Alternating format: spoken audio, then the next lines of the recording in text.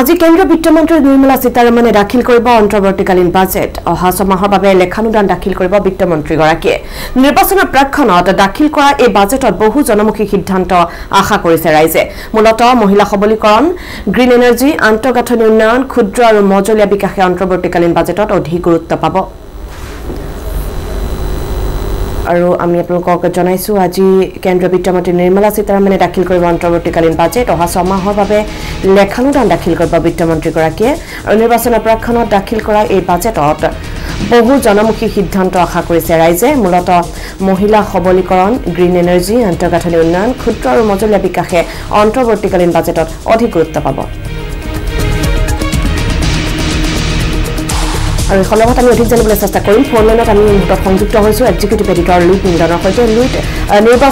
সমাগত নিৰ্বাচনৰ প্ৰাক্ষণত এই বাজেটে যথেষ্ট গুৰুত্ব বহন কৰিছে কি থাকিব এই বাজেটত কেনেকুৱা হ'ব এবাৰ এই বাজেট তাকে লৈ সকলোৰে মাজত চৰ্চা হোৱা দেখিবলৈ পোৱা গৈছে লুইট আমি আপোনাৰ পৰা অধিক জানিব বিচাৰিম 11 বজাত নিৰ্মলা সীতাৰমণে বিত্তমন্ত্ৰী আজি বাজেট দাখিল কৰিব অতি গুৰুত্বপূৰ্ণ এখন অন্তৰ্বৰ্তীকালীন বাজেট হ'ব যিহেতু লোকসভা নিৰ্বাচন সমাগত এনে সময়ত লোকসভা নিৰ্বাচনত পূৰ্ণাংগ অন্তৰ্বৰ্তীকালীন বাজেট দিয়া হ'ব সেয়া হ'ল যে 2 মাহ বা 4 মাহৰ কাৰণে দিয়া হয় য'ত সাধাৰণতে নিজৰ চৰকাৰে তেওঁলোকে আয় কৰিব কি ব্যয় কৰিব সেই সন্দৰ্ভত এখন বাজেট দিয়ে আৰু সেই বাজেটখন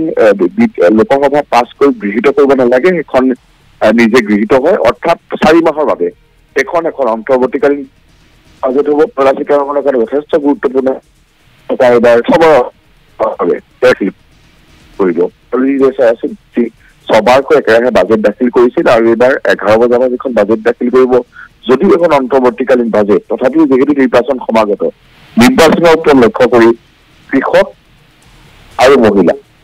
গুৰুত্ব দিয়া হ'ব কাৰণ এই কৃষক আৰু মহিলা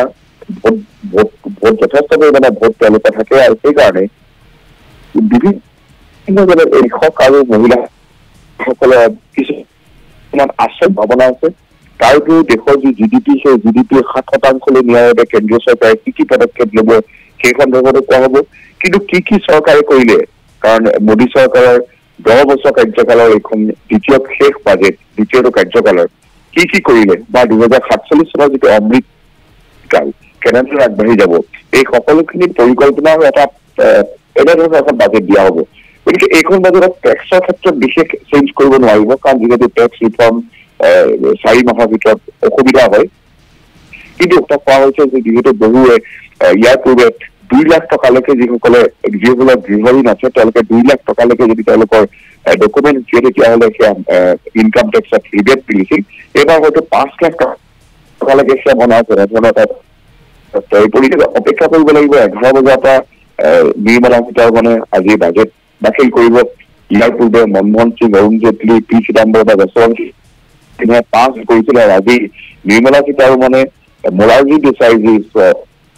অভিলেখভাৱে বাজেট দাখিল কৰিব কিন্তু অন্তৰ্বৰ্তীকালীন বাজেট কাৰণ এই বাজেটখন 4 মাহৰ বাবে উত্থাপন কৰা 4 মাহৰ পাছত যেতিয়া নতুন চৰকাৰ আহিব সেই নতুন চৰকাৰে পূৰ্ণাংগ বাজেট উত্থাপন কৰিব তাৰপিছত এখন গৃহীত কৰিব এতিয়া যিহেতু চৰকাৰৰ হাতত সময় নাই এনে ক্ষেত্ৰত এই 4 মাহৰ বাবে কি ক'ৰ পৰা আয় ব্যয় কৰিব এইখিনি দিব এইবিলাক টাৰ্গেট বাজেটত নতুন ঘোষণা কৰাৰ সম্ভাৱনা আছে মেদিনী ধন্যবাদ জনাইছো